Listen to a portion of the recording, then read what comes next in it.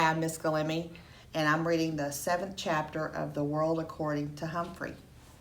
Here we go. On Friday afternoon, Saya's father, Mr. Nazari, picked us up after school. He had a friendly smile and gentle eyes, but he was as quiet as his daughter.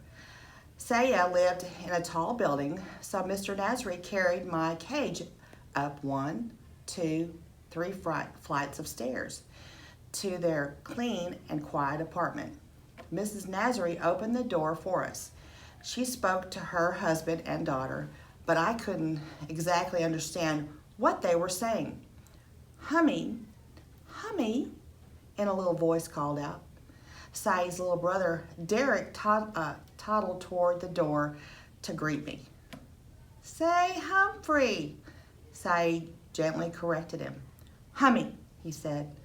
The Nazaris put my cage in the living room, right in the middle of a big table, and then they pulled up a chair so they could all sit and stare into my cage.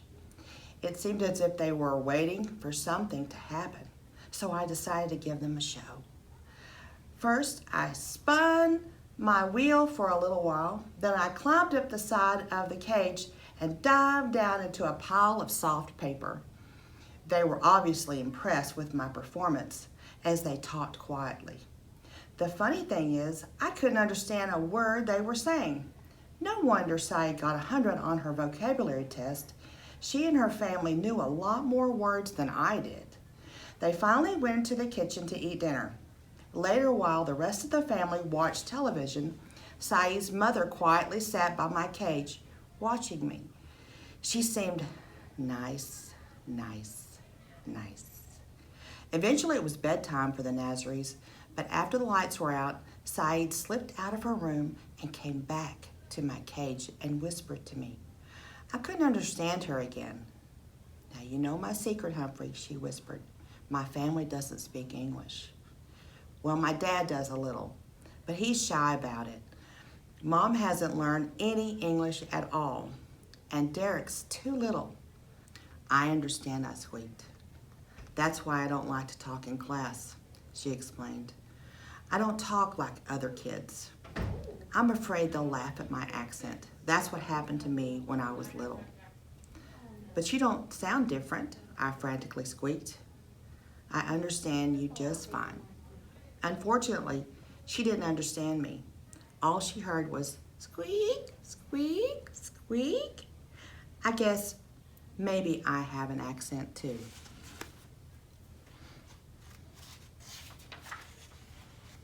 But I have an idea that maybe you could help me teach Mom English, Saeed continued. Glad to help out if I can, I squeaked to her. You're a real friend, Saeed replied. See, she understood me after all. The next day I dozed until late afternoon when Saeed led her mother back to my cage. Humphrey only understands English, Mama, Saeed said. Speak English. Say Humphrey. Saeed's mom looked a little frightened, but she tried. Humphrey, she said. Hummy, Derek cried as he raced into the room and climbed into his mother's lap. Say hello, Humphrey, Saeed gently instructed her mother. Hello, Humphrey, Miss Nazari said. I squeaked, hello, right back, and she broke into a huge smile.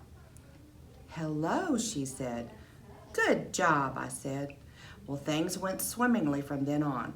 In a matter of hours, Saeed's mom was saying, How do you do? Nice to meet you. Would you like some water? I did, thank you. Even when Saeed and Derek left to go to the store with their father, Mrs. Nazari kept on talking. I let her know I understood what she was saying by wiggling my whiskers and hanging by one paw from the top of my cage. Good boy, Humphrey, she said. Saeed and her father were amazed at Miss Nazari's progress when they returned. The family spent the rest of the evening practicing English. First, Saeed pretended to be a guest at the door. She went to the hall and knocked. Her mother opened the door. Hello, Saeed, she said. Won't you come in? Then Derek went out and knocked. Miss Nazarene opened the door and said, "Hello, Derek. Won't you come in?" He rushed in and toddled right over to the table, shouting, "Humphrey, Humphrey." Next, Saeed convinced her dad to practice English with her mom. "What time is it?" asked Mr. Nazarene. "What time is it?" Saeed corrected her. Miss Nazarene got it right the second time.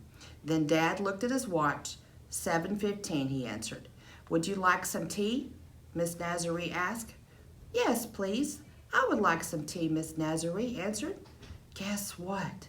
They had a tea party right on my table.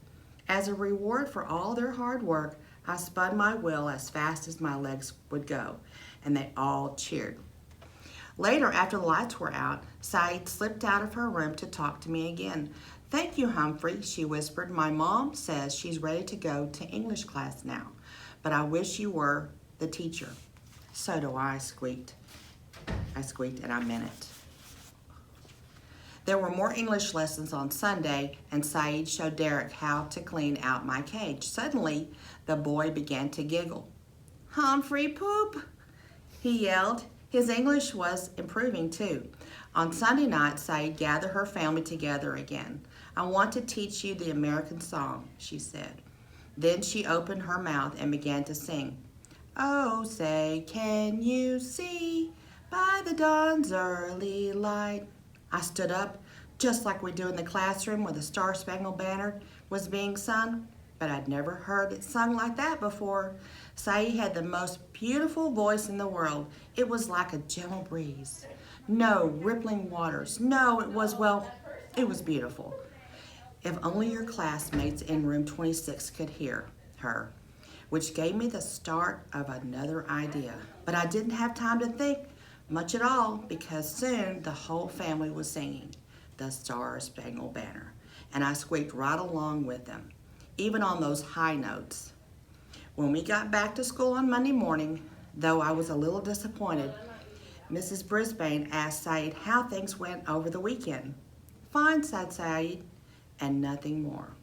Like Miss Mack said, you can learn a lot about yourself by getting to know other species.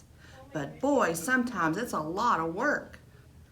That Monday, I sat in my cage, worried about Saeed for quite a while before I dozed off. When I woke up, I noticed that room 26 had changed. The bulletin board was covered with brightly colored leaves. The tops of the chalkboards were lined with big paper witches, ghosts, and skeletons. Hanging from the light fixtures were black crepe paper bats.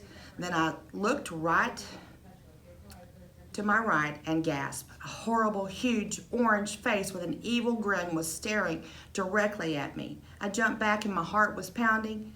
"Hey, Humphrey, don't you like that old pumpkin head?" AJ whispered to me from his seat nearby. "Look, Humphrey's scared of a little old jack-o'-lantern," Gar said. "Scaredy cat, scaredy hamster." I stood up straight and looked unscared as I possibly could. "Quiet, Garth and AJ," said Miss Brisbane. Then she quickly returned to a math problem she was writing on the board. Suddenly I noticed a little movement in the center of the room. A murmur, a change. I looked over and yes, Saeed had her hand up.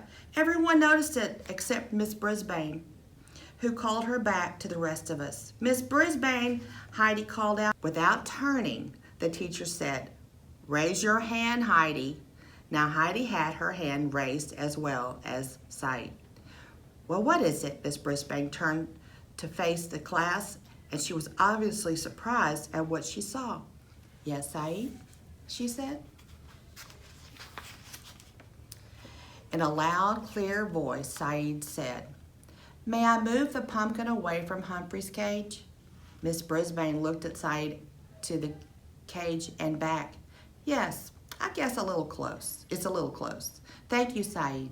Saeed rose and hurried to my table to push the ugly old jack-o'-lantern away. She didn't say a word, but she winked at me, and I knew what she meant. "Heidi, did you want to say something?" Miss Brisbane asked. "Not anymore," she said.